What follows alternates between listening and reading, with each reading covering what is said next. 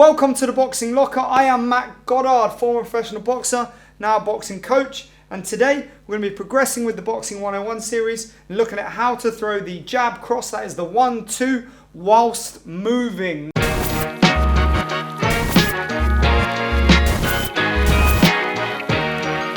Now, this is something I spend a lot of time teaching people. If you can't get the coordination for throwing straight punches and moving at the same time, you're really going to struggle to box with any sort of movement. If you can't move, if you can't punch and move, then all you'll end up being is a punch bag for any kind of opponent that can. We don't want that, do we? Right? So, boxing position first and foremost. I'll take through everything we do in orthodox and then southpaw to follow it up. Sorry that the southpaws always end up being last. It's just there's a lot more people who are right-handed. Although we are seeing a bit of a resurgence in southpaw boxers on the world scene, so that's a good thing. Right, boxing stance.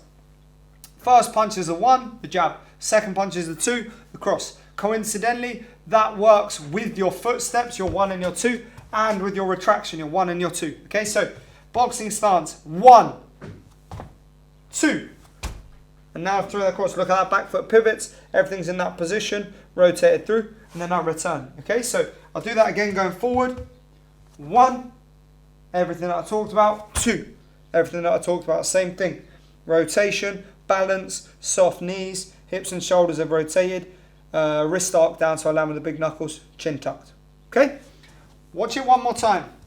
So I have the 1 and the 2, but as I retract this, that drives out and snaps through. The pulling back of the left arm gives me that extra drive to throw that number 2, the cross, with a little bit more power. Let me show you that in southpaw moving forward. So I go 1, 2, snap it back in. That retraction of position gives you more rotation, which generates more power.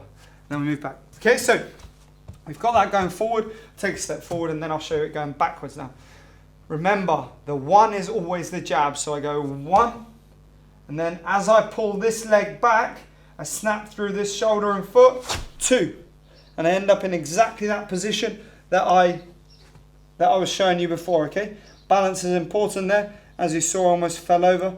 It's really hard to slow these kind of things down. And then I'm back in position, ready to go again, okay? So I take a step forward, I go 1, and I go 2. Hip and shoulder have rotated, weights evenly distributed, chin is tucked. Same thing in southpaw. So I'm going back with the 1, and then I throw it with the 2. Rotation, back in, go again with the 1 and the 2. Remember, width is your friend in boxing, all right? It's absolutely fine to have your legs slightly wider than they would normally be. You're working around a good center of gravity then. You're nice and low. Your weight's distributed between both legs. You've got strength from the ground up. What we don't want to be is narrow, okay? You'd always rather be wider than narrower. If you're narrower, then you're basically an upside down pyramid and you have no stability. You get hit, you're going to fall over. That's not what we want, obviously. So, boxing stance, going backwards. 1, 2. Rotation through that position. Everything correct. It's always the same premise. 2 movements, 2 punches. Make it easy on yourself. You've got a rhythm built into your head then. Let's move to the side, doing the same thing. 1, 2. Front foot points at the target, back foot points at the target. Rotation, return to position. Let's try moving to the right. 1, 2. Back foot rotates, everything nice and balanced. And then I return to position. Okay, so it's exactly the same thing southpaw. Remember, when we move to the right foot moves first, whether you're orthodox or southpaw. 1, 2. Back in position, reset, go again. 1, 2. Rotation through the hip and shoulder. Balance nice and central, reset. Now, circling, okay? Circling, throwing the jab cross, slightly more challenging. When we circle like that, we need to make sure that our body is adjusting to the position of our opponent, but we also need to ensure that we're not sacrificing rotation, right? We don't want to sacrifice rotation because rotation is how we generate power. So I've got my center point here. I'm going to work around it. Lead foot points at the target. So I throw the jab and go to my left, jab, and then I twist my foot as my hip and shoulder come through, and I throw the cross. And then I reset, okay? I throw my jab, and then my cross. And I make sure I'm back in that position all the time, okay? So I throw my jab and my cross, ensuring lead foot points at the target. And I don't want to go too narrow here. I've got to keep that rear leg over so that it's not blocked off by the other foot.